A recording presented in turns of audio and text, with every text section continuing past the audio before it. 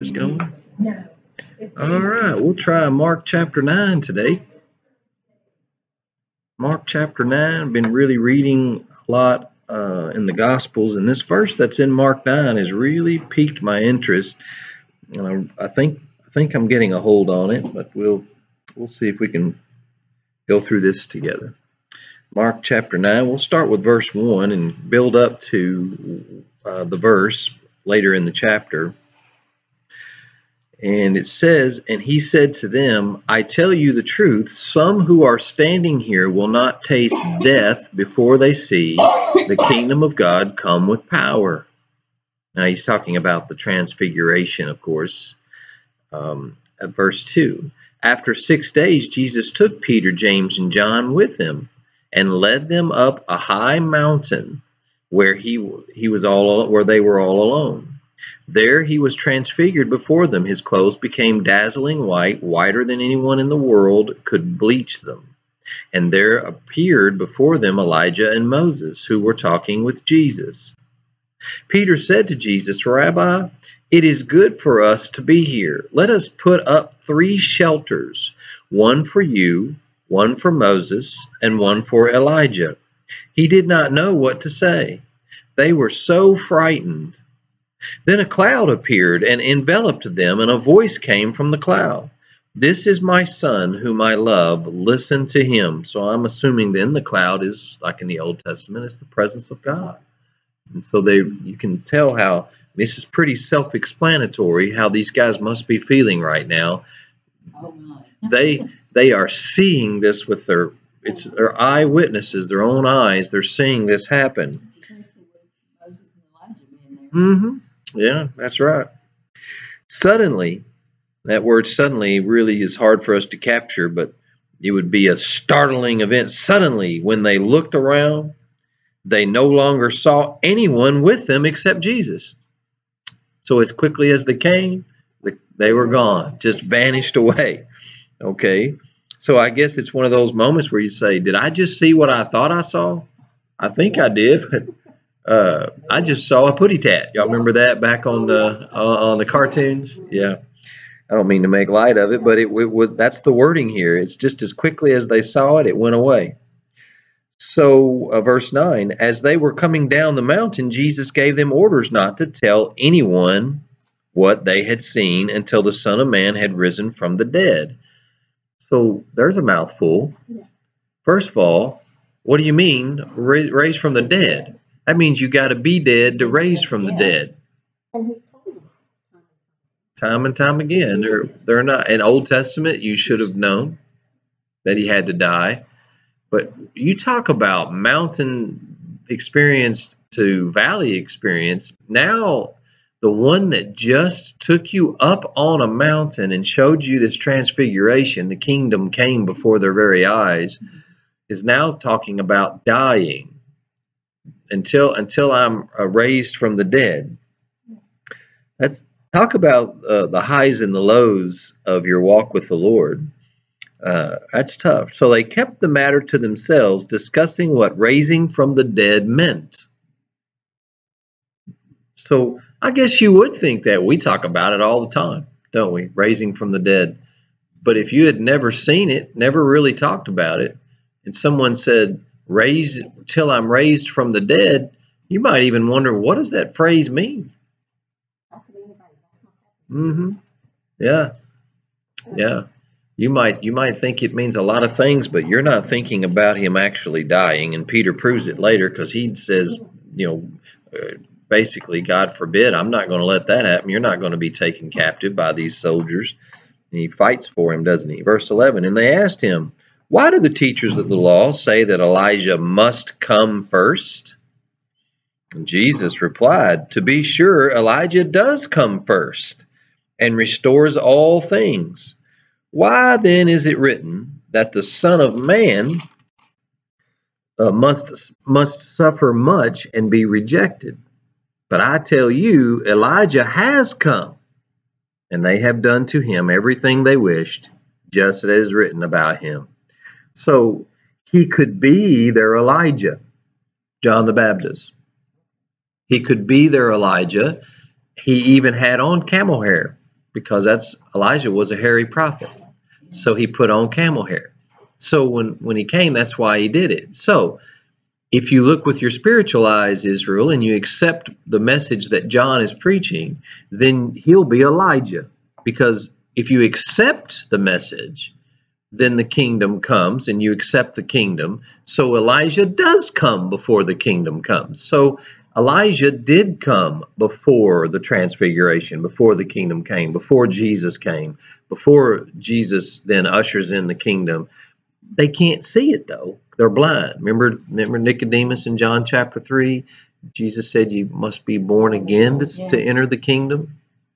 Nicodemus just didn't get it. He was so busy thinking in the flesh. And so we've been through half of John recently, and that was the, do you believe? Well, then that means you're seeing with spiritual eyes, and God has given you the ability to see with spiritual eyes. All right, verse 14. When they came to the other disciples, they saw a large crowd around them and the teachers of the law arguing with them. Now, if you had just seen what these guys saw, and Jesus said, don't tell anybody about it, that'd be tough, wouldn't it? Yeah. When you just that'd be one of those you see those comedies where somebody will say, I can't, like Barney Fife, I can't tell you. You can't tell me what? Well, I just can't tell you. And they bring it up. Yeah. I have a secret, but I can't tell you. You know, you would be wanting to say something, wouldn't you? Well, they didn't at this point, but then they see this large crowd. My goodness, what a temptation it would be to tell them what I just saw. And they then have an issue because there's an argument going on. There's a debate. And what a joy kill, right? You just came off the Mount of Transfiguration to people being people, fighting, right? Have you ever had that where you just have such a joyful experience, and what's waiting on you? A bunch of people that's just anxious about everything. They're arguing over just petty things, and yeah. Oh yeah. Yeah, right. You get up in the morning, you feel really good, and you go to work, and everybody there's cross and grumpy. We'd go to church, and then afterwards, if an argument broke out on where to eat, my dad would drive straight home. He said, well, we're going to eat in the garage at the house, I guess, because I'm not doing this. And he'd go home. We'd lose our chance to go to Bonanza, because I just couldn't understand why my sisters didn't want to go to Bonanza. They had all you could eat shrimp Sundays.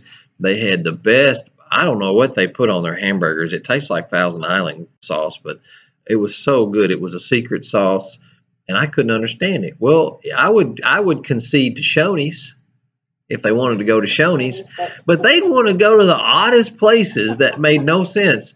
And no offense to any fast food restaurants, but when you can go eat all you can eat shrimp, or you can go to Shoney's and get the salad bar or the breakfast bar, it was still open by then. Why do you want to go over and eat a roast beef sandwich and some French fries? You know, never understood that. Well, I would argue, and then the girls would argue, where everybody's arguing back and forth, and my dad was like, okay, we'll go home. Peanut butter and jelly tastes good to me. And so that was just a joy kill after church. It happened all the time. You'd think you'd learn. Stop arguing. If you want to eat out, concede and get together and work out a deal. But we couldn't. We just fought like cats and dogs. Okay, so just like kids, didn't we? We just can't see the other side's point of view.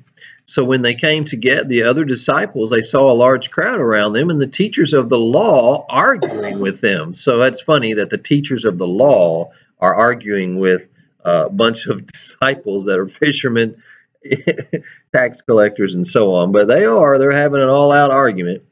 As soon as all the people saw Jesus, they were overwhelmed with wonder and ran to greet him. Now that's interesting, isn't it?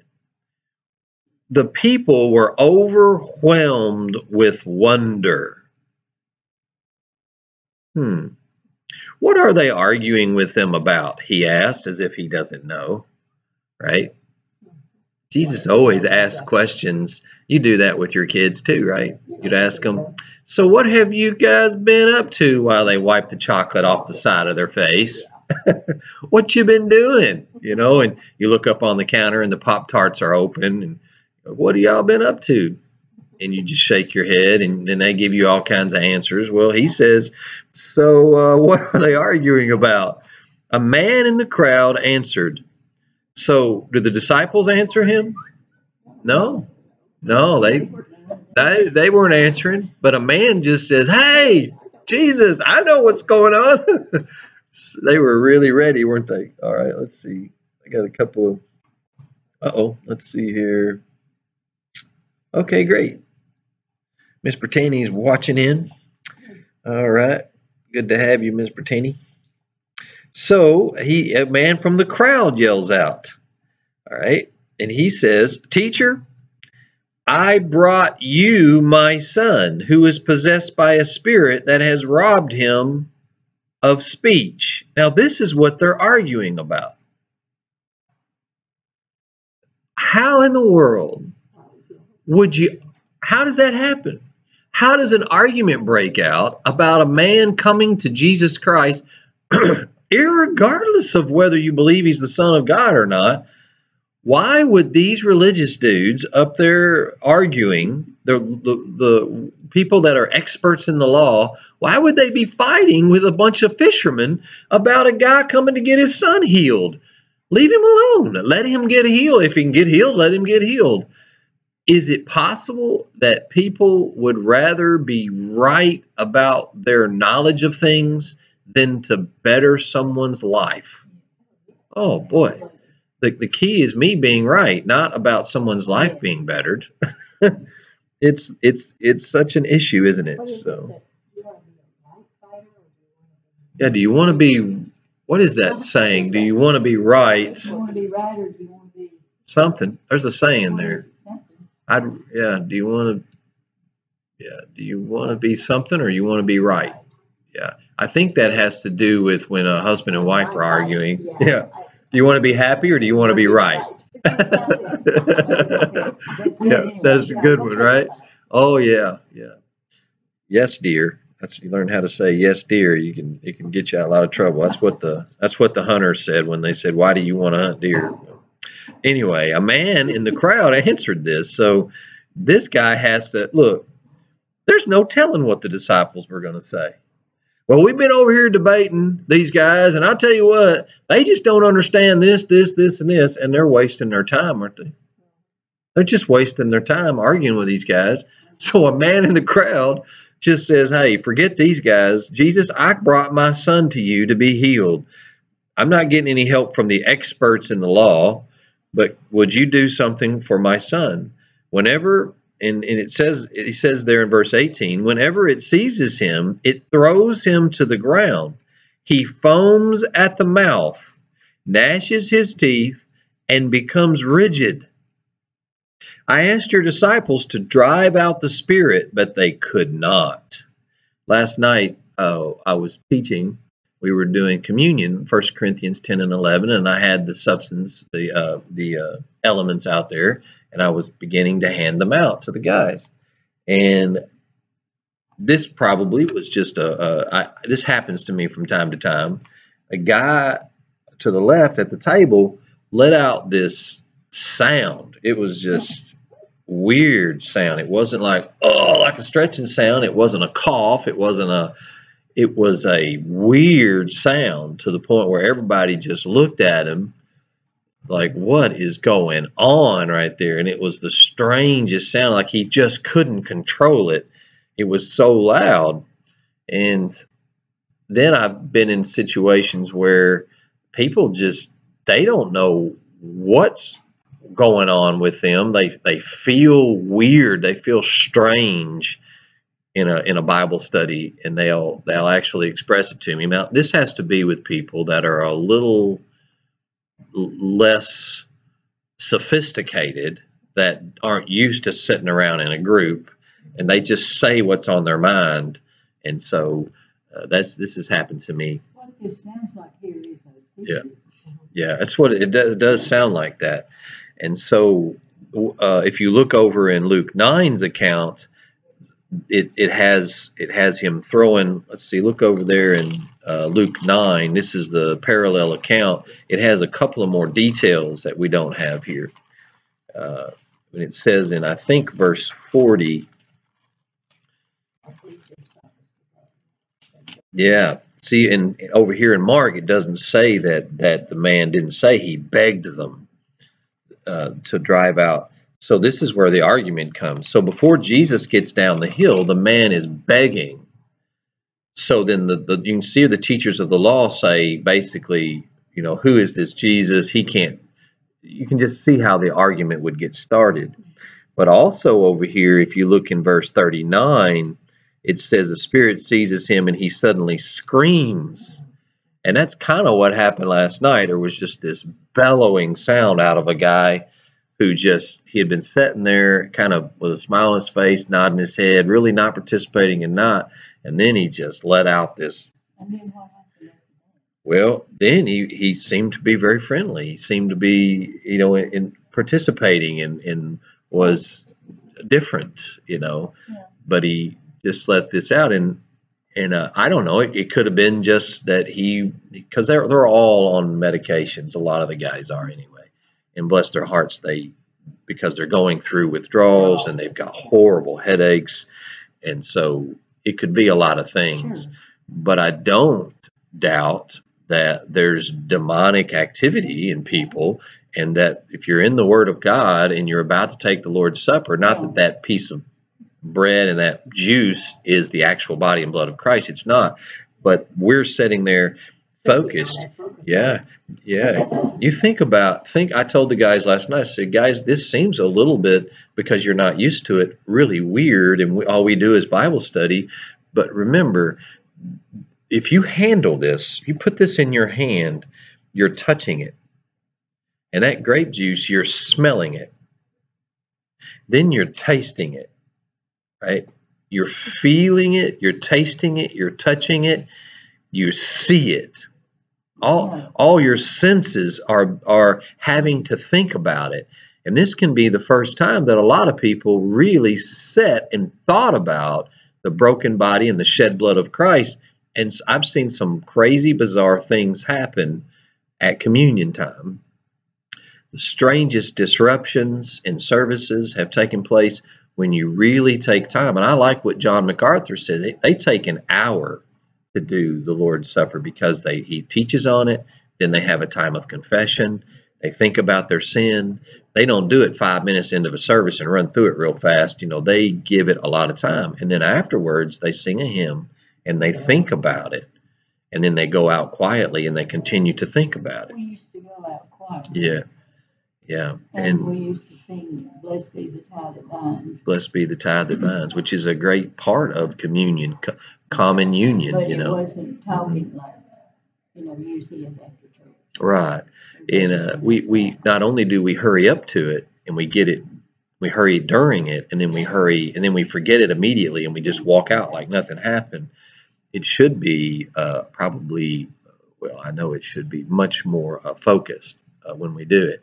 But last night it's happened with these guys, sir. I've got one or two consistent guys that come in, and you can just tell the Lord's working on them, and they'll have some really odd physical issues happen that is really strange. And so you wonder if that's not some of this, but the demons have a hold of them. They definitely have had that influence in their lives. Yeah, there's a war going on. So just mentioning that, we'll read the rest of verse 39 in Luke 9. He said, "I beg you to look at my son, from my only child," verse 38, and then verse 39, "a spirit seizes him and suddenly screams. It throws him into convulsions so that he foams at the mouth. It scarcely ever leaves him, and it's destroying him. I begged your disciples to drive it out, but they could not." But that word "destroy" there is basically pick him up and body slam him.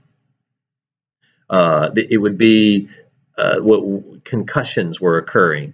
His brain was being battered against his skull, so he was hitting things. You see people that will ram their head against a wall. That happens quite often.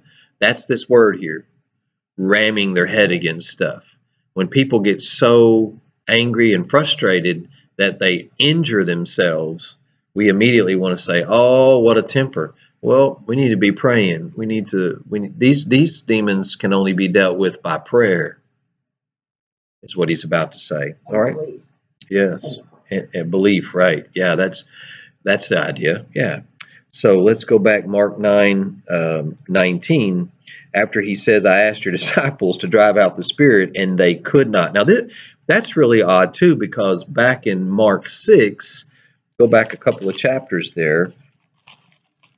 Let's see, about verse 13, if I remember right. Thus you know, let's see, no, it's chapter 7. Go back to chapter 6, verse 13. Maybe I should get my chapters right. Chapter 6, verse 13. They look at what the disciples did. They drove out many demons and anointed many sick people with oil and healed them.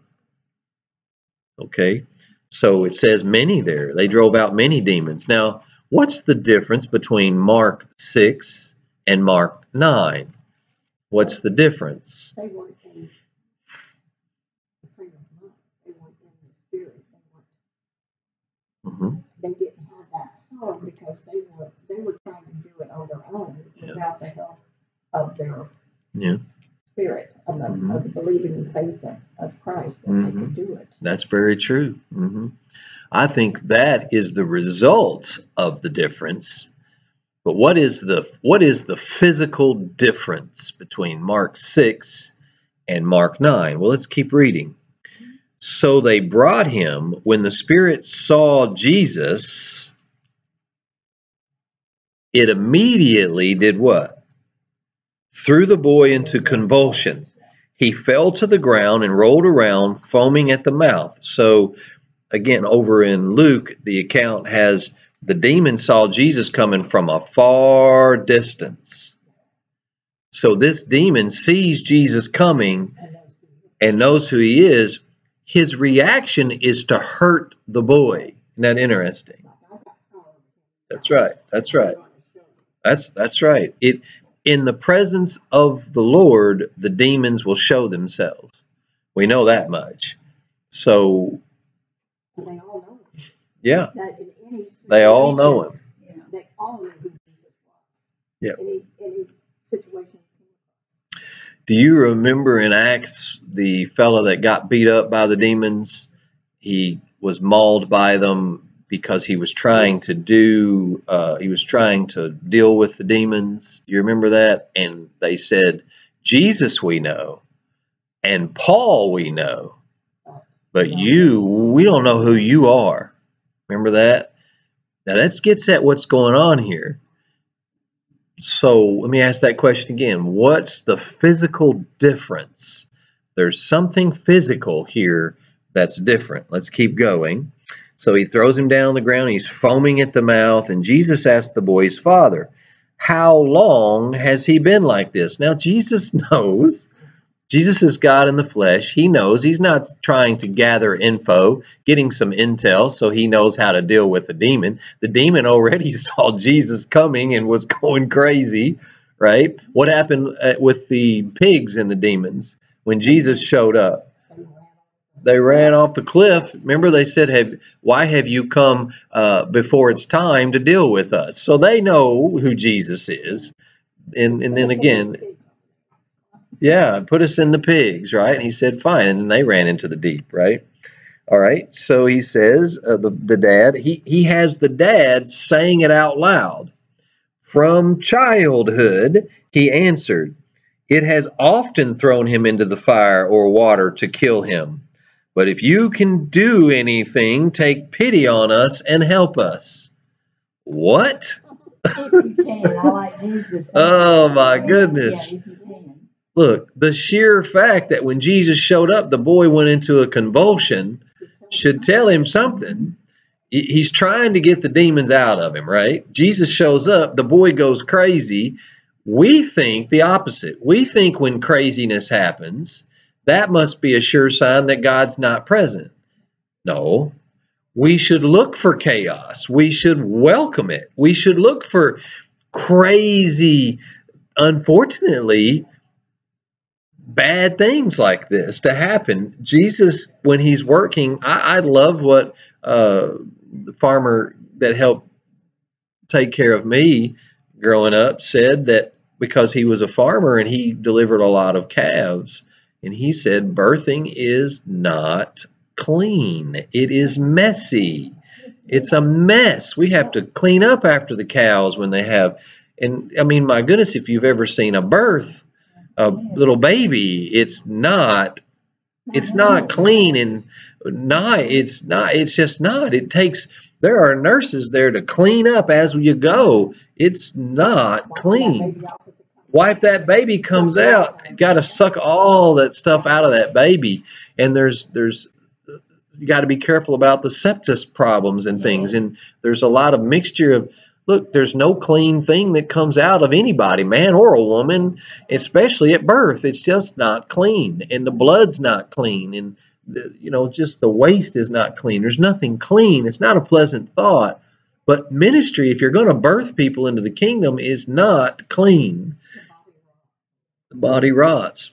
So he would always be the one that would stand up in a business meeting, and he would be the one saying, why are we not doing these missions? Why are we not involved in these mission projects with people that are not clean? It's not tidy. I'll guarantee you, to do true ministry every day, you will wring your hands and say, oh my, what have we got ourselves into? There will be so many loose ends. It'll be chaos. You ever have a lot of little bitty children in one area? I mean, it really is like herding cats. You gotta just hope to keep them in one area, right? Oh my goodness. Yeah, hats off to the teachers that do that, but just get 2 or 3 kids in one room that's really not childproof, right? So what we end up doing is creating church environments that they're less than, we think, well, no, ministry has to be tidy. It has to be clean. It has to be, but Jesus is asking, how long's the guy been like this? He said he's been doing this his whole life. Well, where are the religious leaders? Where are they? Why has there never been anyone that they could take their child to? That's a tough question.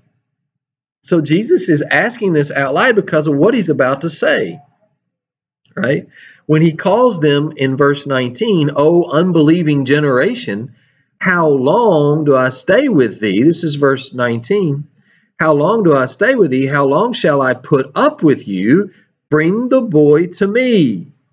Now, what's he saying? My disciples couldn't do it. Here we go again.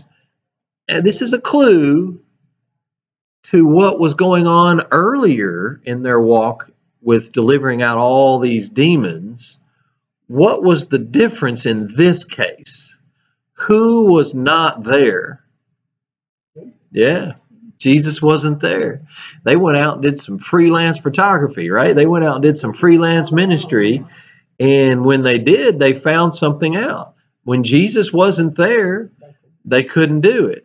But Jesus wants them to know, you can do it. Remember what he tells them? He says, very soon, I won't be with you. What are you going to do now? What are you going to do then? Well, pretty much the way we do things today. We just have such little faith. Well, so he's getting the man to say out loud, from childhood, he answered, it has been thrown, it has often thrown him in the fire or water to do what? Kill him. Yeah, that's exactly right. To kill him. And as you said, to show authority over him, to show that they have power over people. All right. So he couldn't get anyone to have any pity on them, to help them. So Jesus says, if you can, what?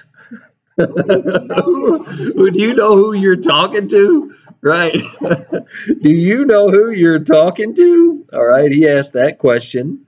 In verse 23, if you can, said Jesus, why, everything is possible for him who believes. Now, not just believing just any old thing, but believing in the truth, Jesus Christ. Yeah. Remember, the demon is killing him. Jesus came to bring life and to bring it more abundantly. That's John 10, where he came to kill, steal, and destroy. You know that the enemy did. Well, Jesus then in John 14:6, I'm the way, the truth, and the life. Right. So you got your the battle is on. Yeah, and then earlier he goes to Jesus and says, "Teacher." Yeah. He doesn't know that it's. I don't believe he believes he's the Son of God. No, He's just right. a teacher, Yep. which is on the level of these Great point. people Yeah. that were already. Yeah. Calls him a teachers teacher. there. Yeah. Well, yeah, that's where these teachers of the law come in. They're up there arguing with the disciples. They can't do it, obviously. The disciples may have said something like, okay, guys, why don't y'all do it? And then the teachers of the law said, hey, why can't y'all do it? So that may be what they're arguing about, right? That may be a pretty good idea that they're arguing over. Look, you're supposed to be something special. You walk with this Jesus. Oh, yeah, but you guys are the teachers of the law. Why can't you do it? Everybody gets their dander up because their pride is hurt. Nobody can help the man. So then the man says to Jesus, teacher, if you can. Yeah. Because they can't, but if you can. But if you can, right? So then Jesus says, what do you mean if I can? Everything's possible for him who believes. Verse 24. Immediately the boy's father exclaimed, I do believe. This is the verse. I've pondered this verse a lot, and I pray this verse a lot. I do believe. Help me overcome my unbelief. It doesn't make sense, sure. He's saying, I believe, but then he's saying, Yeah. so Yeah. it's like he's got it in reverse. Yeah. How do we overcome my unbelief? And then Yeah. I believe. Sure. Yeah, sure. Sounds like it's contradictory, doesn't it? It sounds like it's a contradiction, isn't it? Uh-huh. So this brings up the idea, when we become believers and we trust in Jesus Christ, that's the beginning. That's the beginning. There's a sanctification process where we have to grow in the knowledge of our salvation and believe God. I like what I was listening to. My son put me on to Kyle Idleman. He's been listening to Kyle on YouTube, and I listened to a sermon from Kyle last night, and he was saying he had been to Haiti, and this is kind of silly, doesn't have anything to do with demon possession, but there's a lot of that going on in Haiti apparently. But he got to the airport, he was on his way back. He's the teaching pastor of Christian Church, Southeast Christian Church, which is one of the largest. It is the largest Christian church, but it may be one of the largest churches in the United States. It's huge. Southeast Christian. I think that's the one in Louisville, I believe. But I know it just had his title, teaching pastor, Southeast Christian, and I only know of one Southeast Christian, and it's ginormous. And he told the story of being in the airport, and he was in line, and it really hurt my feelings when he did this, because I have not been good at this in the past, and so I'll tell on myself. But he stood in line they were, I think, at a McDonald's or something, and he said in Haiti they don't really understand lines. So when they got to the airport to leave, this is how big this church is, by the way. He's in Haiti at the airport, and he's trying to get something to eat for his family, and they don't really get the idea of standing in line. So people are just cutting in front of him.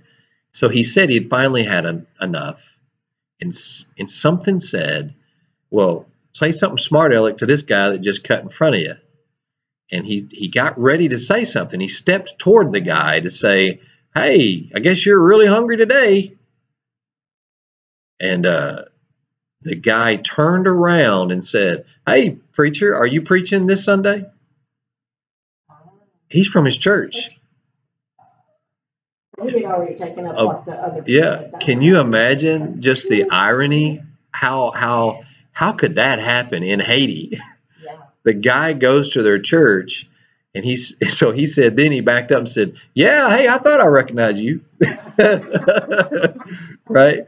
Well, now Brittany and I went to see a play, and I got in line, and I was standing in the middle line, and apparently they didn't get it. We were all waiting to pick one of the three tellers. So we're standing in this middle line, and then there were people just coming up, not recognizing. And so finally, I just scooted, like how a semi will do, and scoot over people going down the slow lane or trying to go around the other way. I scooted over to get in front of this couple, and it made them angry. I said, "Look, I promise you, I've been standing here for a long time, and I wasn't letting them by." And I thought, man, what an attitude. But you get you get frustrated. Well, then I'm walking back, and I'm agitated already that because they said a couple of things to me, and so they made me madder. And I thought, my gosh, just to get a beverage for a Diet Coke, and I got to go through this, feeling sorry for myself. I'm going through. This man and this woman are talking. Well, I'm walking down one side. She just decides to go over, and they face each other. And now you can't get by. So I'm like, excuse me. And I'm bumping her. She doesn't hear me saying, excuse me. And he goes, well, I guess he's in a hurry. Now I'm really mad. I'm getting madder and more upset, thinking, how ridiculous. Why am I so upset? All I'm getting is a beverage, and I'm trying to walk back to my seat. Well, look, following Christ is about the little things. Following Christ is about the everyday little thing. It's what Kyle Idleman said, what he learned was, it's really not just a day when you believe. It's about a walk. It's about following Christ, not being a follower, but actually following him. Not calling yourself some title like I'm a Christian, I'm a believer, but it is a walk, isn't it? And that verse really makes me think, Lord, help me today with what I'm not going to believe you're capable of doing. What is it that I'm not going to have faith in you? If you can't have faith to know that it's okay if you never get your beverage, it's okay if you don't get in time to, how they blink the lights and you got to get into your seat or else they're going to come get you. It's okay if that doesn't work out. It's in those times, I think, that the Lord says, do you believe me? Do you trust me? It's so easy to say we trust him when things are going good and it's easy. But just the little bitty things. What happens when people cut you off in traffic? The rage hits me. Yeah, that road rage. It's so dumb, Yeah.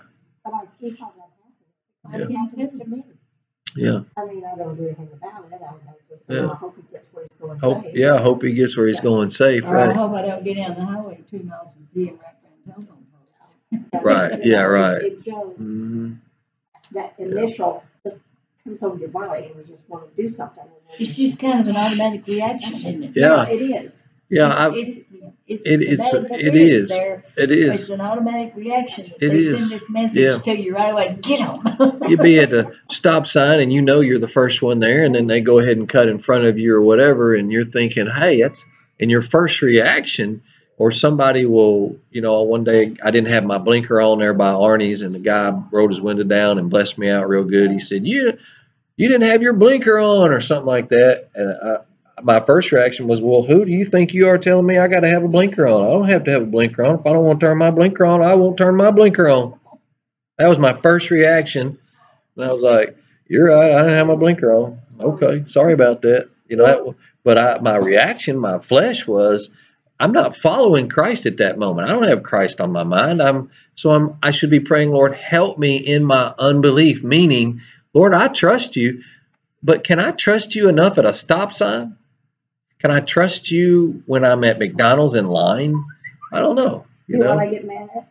I'll let somebody go in front of me and they don't acknowledge it. I was kind to you. Why can't Yeah. you acknowledge that Yeah, I was acknowledge kind to that I was you? nice to you. I let you in, you know. Yeah, I Amy took used, time out of my day. Amy used to have to go to the post office from her work, and so she went one morning, she was calling a lady in a brand new, Hmm. some kind of fancy car. And so Mm-hmm. the lady all of a sudden turned off and went in the post office. Well, that's where Amy was going, so she went in there too. And so she got out and she told this woman, she said, "Sure is a nice car you got there." And the lady was so proud of it, and she was just talking about it. And Amy said, "Too bad it didn't have any turn signals on I it." did. And I've the said lady that a said, lot. I'll say, well, those new cars don't come with turn I know. signals. And she said, that woman had a funny look on her face. Yeah. Yeah, I bet she did look funny. Okay, well, let's finish this up. Well, help thou mine overcome my unbelief. When Jesus saw that a crowd was running to the scene, he rebuked the evil spirit. You deaf and mute spirit, he said, I command you, come out of him. Now, why did he call him a deaf and mute spirit? That's true. He hadn't heard anybody else, right? You deaf and mute spirit. Now, the guy says, help thou mine unbelief.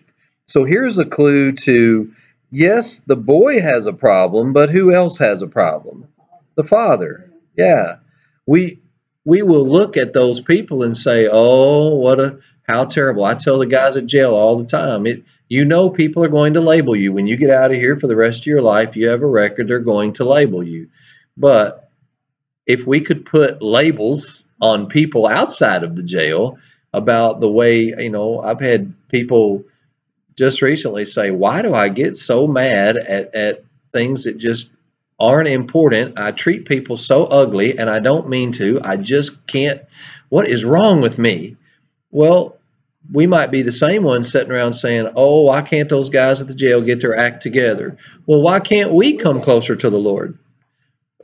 It's all perspective, isn't it? Where are we at with the Lord, and where do we need the Lord to help us with our unbelief? Oh my, yeah, I tell the guys all the time how much I look forward to.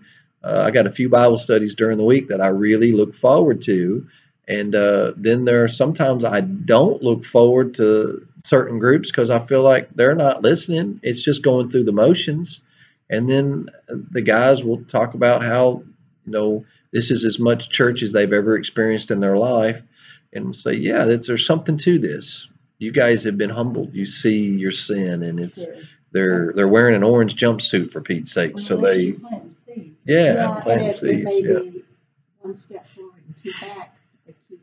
yeah, that's right. 1 foot. Because it's Yeah. not, you can't just instantly say, okay, I'm going to change and be Oh, good. right. It's Yeah. a struggle. Mm-hmm. And if they don't want that struggle, or we don't want that struggle, then we're not going No, we're not. to succeed. And we have to have that deafness we have to that deaf and mute spirit. This young man couldn't say he's foaming at the mouth, right? And he's beating himself up, and he can't hear the truth because that spirit's in him. Well, before we are real quick to just say, well, I wonder who's got a demon out there. We all have demon influences. This world, there are all kinds of influences, liars. The devil's a liar, and so are his followers, his angels of Satan. They are also teaching us lies, and they put the spiritual earwax in our ears, and we hear so much of the world, we start to believe that the pattern of this world is the way we ought to be striving. And it's my prayer. This has become my prayer. I pray, I do believe, but help me overcome my unbelief. And it should be our daily prayer. I'm trying to pray it every day, and challenging my sons to do the same thing, to help me where and I'll have every once in a while my sons will send me a text and say, well, boy, this really clicked for me. I really see this now. And for a long time, I know you were trying to tell me this, and I didn't see it before, but now I'm seeing this. And I'll say, same thing for me.